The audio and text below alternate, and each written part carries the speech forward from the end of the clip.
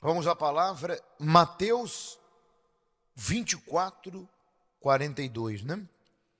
E diz assim: Vigiai, pois, porque não sabeis a que hora há de vir o vosso Senhor.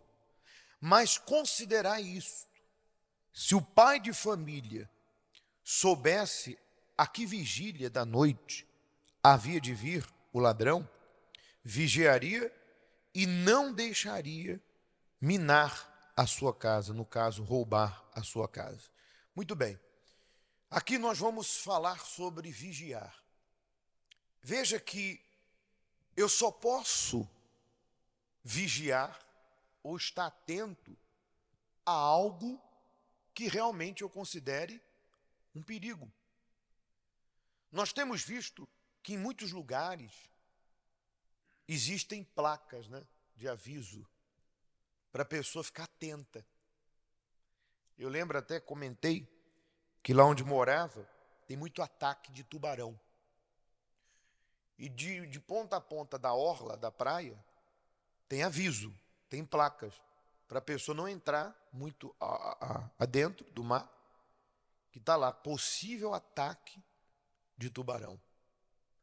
Então, esses avisos, esses alertas, e alguns sinais que temos visto, nos faz entender que nós não seremos pegos de surpresa. Mas mesmo existindo tantos avisos, mesmo existindo tantos alertas, sempre está a acontecer um acidente, uma tragédia, às vezes diante do próprio aviso. Como, por exemplo, esse aí, sempre alguém vai e entra. Como teve tempos atrás uma jovem que entrou e o tubarão atacou ela. E arrancou a perna dela, a jovem nem conseguiu chegar no hospital. Ou seja, existe aqueles que não sabem. Digamos que não tivesse aviso nenhum, eu não sei de nada. Ou seja, eu realmente fui emboscada, foi uma covardia. Realmente eu fui vítima das circunstâncias, porque afinal eu não sabia. E eu entrei naquele lugar, me envolvi com aquela pessoa, aceitei aquela proposta, guardei aquele sentimento e eu não sabia que aquilo ia acabar comigo. E o que dizer de quando nós sabemos? Sabemos e ignoramos. Ignoramos que o pecado nos separa do Senhor. Ignoramos que o salário do pecado é a morte eterna, porque a morte física, essa nem precisa a Bíblia avisar que vem. Qualquer ser humano sabe que para morrer, basta estar vivo. Então, existem coisas que nós já sabemos, mas ignoramos. Que as más companhias, o nome já diz, má companhia. E que a palavra nos diz, bem-aventurado, o que não anda no conselho de ímpios e não se senta na roda dos escarnecedores. Eu vivo num mundo, numa sociedade que eu tenho que conviver com as pessoas, mas eu posso conviver com elas sem fazer o que elas fazem. Eu preciso me desviar do mal e aprender a dizer não. Aprender a não me preocupar se estou agradando ou não. Não é ser estúpido, porque há pessoas que são estúpidas. Ela não tem modo nem de falar com as pessoas. Não confunda se desviar do mal, se desviar do que não presta em ser uma pessoa bruta, estúpida, arrogante, grossa. Não confunda isso, porque há pessoas que realmente elas não têm nem modo para falar. Não sabe pedir por favor, não sabe agradecer, não sabe conversar com as pessoas. Então, o que dizer de nós que sabemos e não fazemos? Significa que nós não estamos vigiando. Não estamos vigiando. A Bíblia diz que o atalaia ficava na torre de vigília, a madrugada toda. Ele não sabia se ia vir ou não vir o inimigo, mas ele sabia que precisava vigiar. Então, gente, eu e você, baseado até nesse vídeo, hoje, graças a Deus, olha os avisos que a gente tem. Quantos avisos? Na nossa família, na sociedade que vivemos, na igreja, exemplos e testemunhos. Temos a palavra que fala-nos de coisas e pessoas que foram livres e outras que se perderam e outras que foram resgatadas. Imagine você. E no final das contas, como dizem, a gente saber de tudo isso, ter recebido tudo isso, e no final, pagarmos como se não soubéssemos de nada.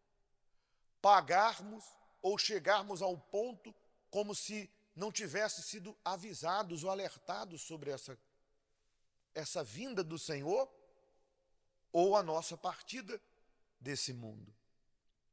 Então vigiai, porque nós não sabemos. Agora aí é que está a questão, para a gente entrar no segundo assunto. Como que eu posso vigiar? Quando eu tenho os sinais, quando eu tenho os alertas, quando eu tenho os avisos, quando eu já sei, quando algo está diante de mim. Aí vem o segundo texto, continuando aí. Ó. Por isso estáis vós preparados também, porque o Filho do Homem há de vir, a hora em que não penseis. Como que eu posso, como diz ali, estar preparado? O que me prepara para esse dia? Mas não é preparar no sentido de apenas saber. Porque, por exemplo, há pessoas que sabem que a mágoa é um pecado que separa ela de Deus. Mas se ela sabe por que ela tolera, por que ela continua escrava desse sentimento? Porque estáis preparados. Ela não se preparou espiritualmente para vencer o que ela já sabe. E aí que entra a palavra de Deus. Porque o fato de eu saber que o pecado é pecado, que Jesus está a voltar, que más companhias me levam ao que é mal, o fato de eu saber que eu preciso de salvação, não significa que eu vou buscar. Não significa que eu vou tê-la. Porque há quem esteja sendo vencido pelo vício dentro da igreja, vencido pela mágoa dentro da igreja, pela pornografia, pelo adultério, pela fornicação, pelo ódio, pela inveja, pela cobiça. Mesmo sabendo de tudo isso, são vencidos. E por que essas pessoas não estão preparadas para a volta de Jesus? Porque esse preparado significa prontas. Por que elas não se livraram disso? Por que elas não se despojaram? Por que elas não se limparam? Porque elas não buscam na palavra. Porque Jesus disse, as minhas palavras são espírito e vida. Está escrito que a palavra de Deus é viva e eficaz. A palavra de Deus não é um livro com capa negra que a gente lê para interter. Isso aqui é espírito, é vida. Jesus disse, vós estáis limpos pela minha palavra. Então, quando aquela criatura, seja quem for, começa a mergulhar na palavra e obedecer, ela começa a ter experiências com Deus. Ela começa a superar a mágoa e ela começa a provar o quanto o perdão vale muito mais do que guardar ódio.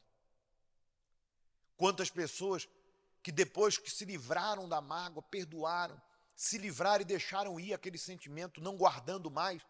Quantas pessoas que respiraram fundo e disseram: meu Deus, parece que sai um caminhão de areia de sobre os meus ombros. Ou seja, hoje elas estão preparadas, não apenas alertadas. Elas não apenas estão alertadas sobre o perigo, elas estão preparadas. Quantas pessoas que eram vítimas da sua carne, escravas da carne, seja o vício, seja a prostituição, o adultério, a pornografia, pessoas que eram depravadas, imorais, sujas,